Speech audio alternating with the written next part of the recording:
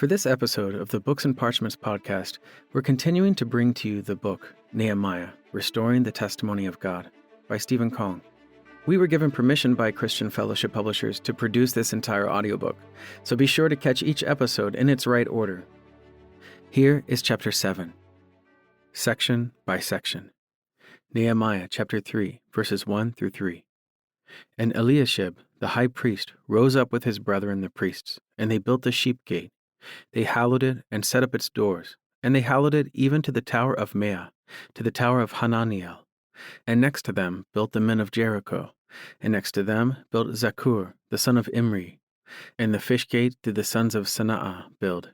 They laid its beams, and set up its doors, its locks, and its bars. The third chapter of Nehemiah is probably a chapter that you will skip in your reading.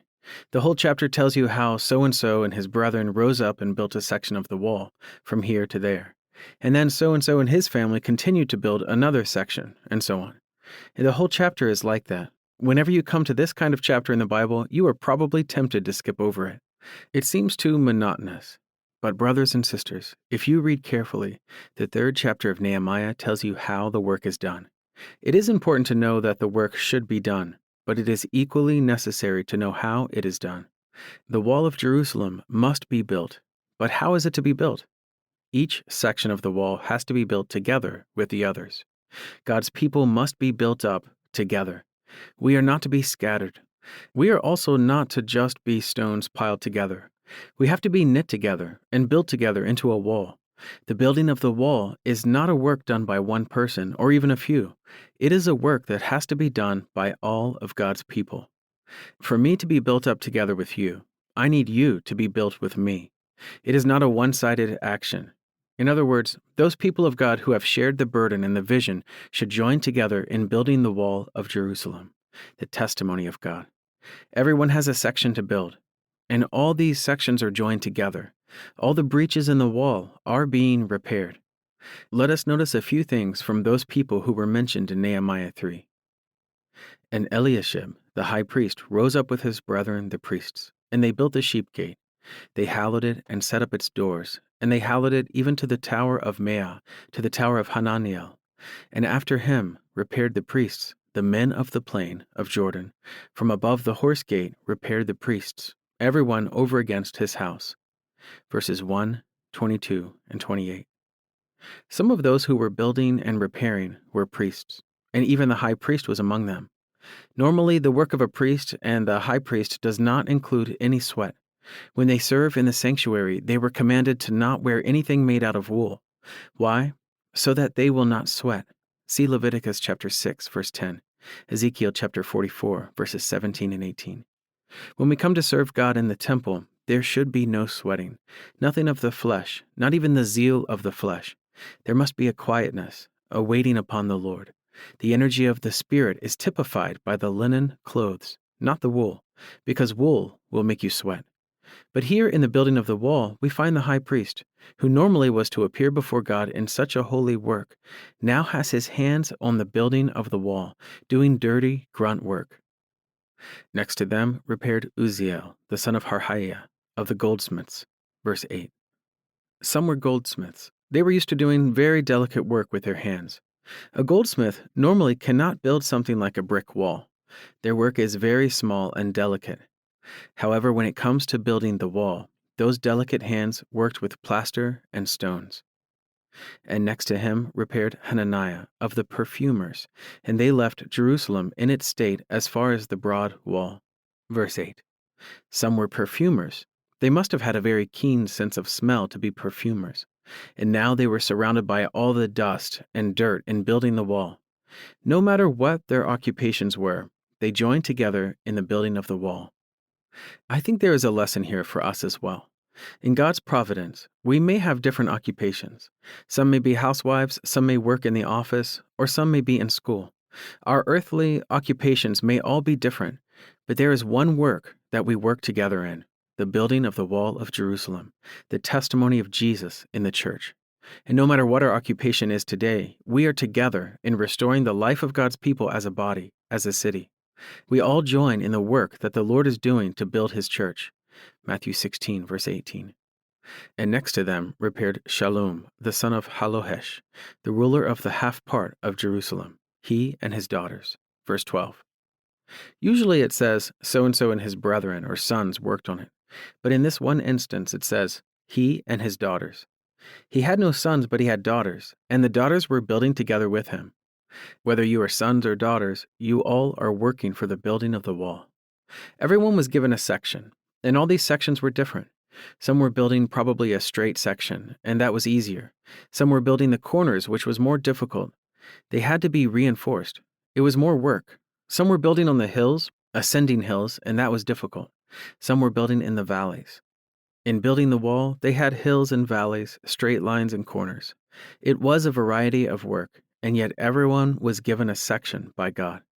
Thank God, they all built in their sections. This same principle applies today to our work on the wall for His testimony. If your work on the wall is to be in the valley, you cannot refuse to do it simply because you want the work of the hills. The work is according to what God has decided for each of us. It is according to His pleasure that we are each given a section to build. If we are not faithful in that section, there will be a breach. Malchijah repaired a second piece in the tower of the furnaces, and next to him repaired Ezer, a second piece, over against the going up to the armory at the angle. After him Baruch, the son of Zabbai, earnestly repaired another piece, from the angle to the entry of the house of Eliashib, the high priest.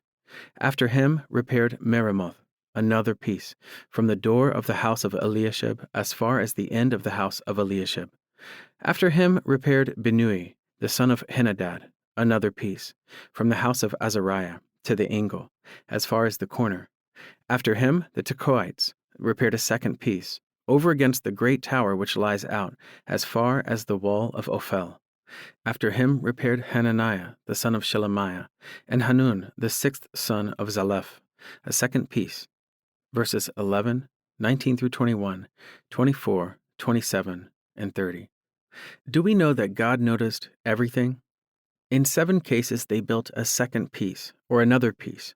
In Romans 12 we are told to serve according to the proportion of faith, as God has given each of us faith, and He has given each a measure. Verses 3 through 6. Paul also said, I do not go beyond my measure. We are each given a measure. We cannot do everything.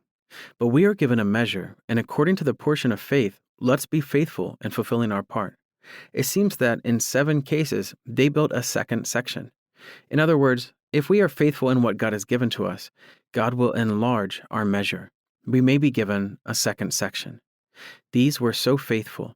They were not just doing their duty, thinking that as long as they fulfilled their duty, it was enough, but they applied their hearts so diligently in the work that God saw it fit to give them another piece. Oh, may the Lord make us so faithful that we will be given another piece. And next to them the Tekoites repaired, but their nobles put not their necks to the work of their Lord. After him the Tekoites repaired a second piece, over against the great tower which lies out, as far as the wall of Ophel. Verses 5 and 27. In one instance, the nobles of the Tekoites would not put their necks into the work. In other words, they were given a piece to do, but the nobles of the Tekoites thought the work was a dirty job, below their dignity, so they refused to put their necks to the work.